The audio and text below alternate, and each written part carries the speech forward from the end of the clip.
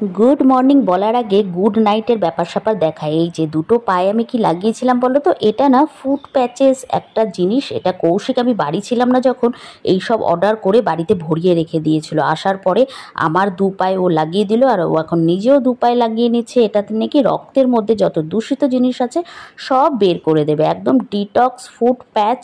এই যে দেখো কিরকম সাদা লাগিয়েছিলাম আর হয়ে গেছিলো ব্ল্যাক ব্ল্যাক। তো এটা কতটা কি কাজের জানি না, বাট মাঝে মাঝে বেশ লাগাবো, মজাই লাগলো কিন্তু ব্যাপারটাতে।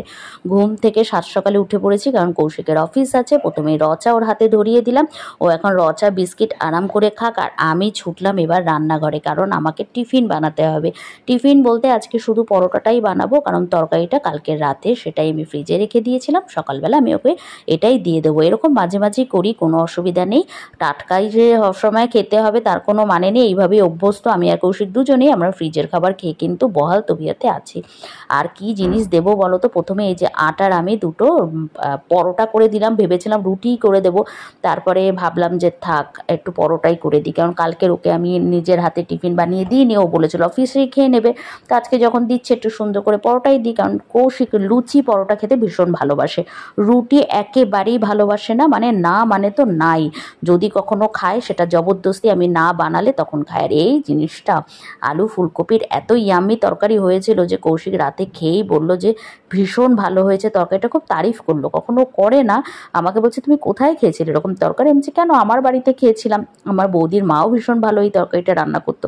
তো বলছে আচ্ছা তাহলে আগে খেয়েছো? আমি বললাম হ্যাঁ, এটা না আলু আর পটল দিয়েও করা যায়, এটা গোবিন্দভোগ চাল দিয়ে আমি আলু আর ফুলকপি করেছিলাম। ওর তারিফ শুনে আমি ভাবলাম ঠিক আছে ভালোই হয়েছে, সকালবেলা তোমাকে তাহলে টিফিনে দিয়ে দেবো। সঙ্গে সঙ্গে বলছে হ্যাঁ হ্যাঁ দিয়ে দিও। তো আজকে পরোটার সাথে ওই তরকারি দিলাম, এটা অফিসে গিয়ে খেয়ে নেবে আরামসে। আর এরপরে আমি কিন্তু ওই যে বরাবরের মতন যে কাজটা করি তোমরা অলরেডি জানো, যে আমি 2 কাপ চা বানিয়ে 1 কাপ ওকে দিয়ে আর 1 কাপ রাখাই থাকে, সেটা পরে আমি মাইক্রোওভেনে গরম করি বা ওই গ্যাসেই গরম করে নিই। তো এই যে কৌশিককে এখন টিফিন ধরিয়ে দিলাম, ও এখন বেরিয়ে যাবে, আর আমি আমার ওই চাটা নিয়ে চলে এসেছি বারান্দায়। আর বারান্দায় আসতে না আসতে দেখছি দুধওয়ালা ভাইয়া এই সাত সকালে চলে এসেছে দুধ দেওয়ার জন্য।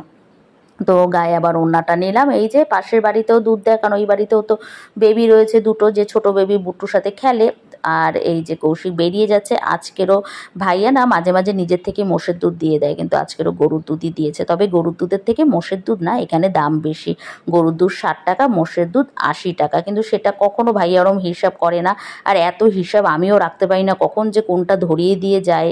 কৌশিক আর ওই দোকানের ভাইয়া এরাই বোঝে দুধের দাম সামের ব্যাপার। আমি এসবের মধ্যে একদমই নেই, আমি আসলে কোনো কিছুর মধ্যেই নেই। আমাকে শুধু বাজার ধরিয়ে দাও, আমি রান্নাটা করতে পারি। আর আজকের গাছপালাগুলোতেও একটুখানি জল দেবো। আর এখানে রোদ উঠছে না, মেঘলা মেঘলা, তার জন্য খুব ড্রাই হয়ে যায় না। কালকে বিকেলেই অবশ্য জল দিয়েছিলাম।